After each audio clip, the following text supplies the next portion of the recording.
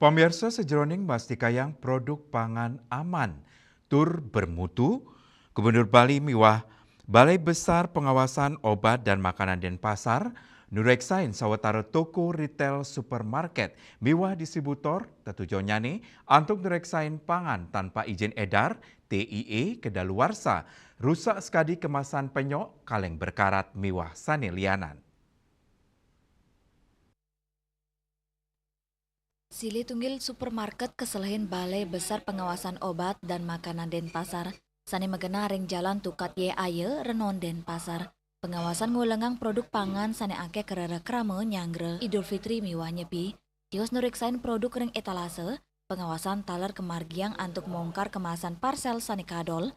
Sasaran pengawasan nyayobin pangan tanpa izin edar, TIE, kadaluarsa, rusak sekadi kemasan penyok kaleng berkarat miwah sanilianan. Sakewanten, saking penureksan ring supermarket inucap, petugas nenten mangge produk pangan sani mebayo.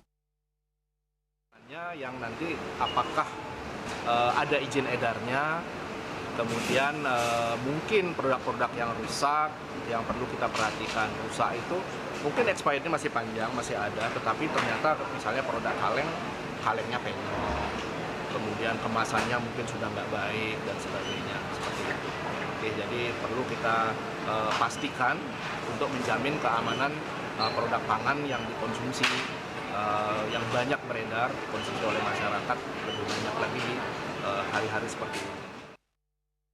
Pengawasan nyangre kali rainan keagamaan nasional puniki, kemargian ngawet tanggal 20 Februari, kantos 17 Maret antuk ngulengang sarana peredaran pangan, importir, distributor, toko, grosir, supermarket, hypermarket, pasar tradisional miwa sane ngadol parsel, penoreksan keulengang saking ulu pinaka witning penglimbakang produk pangan.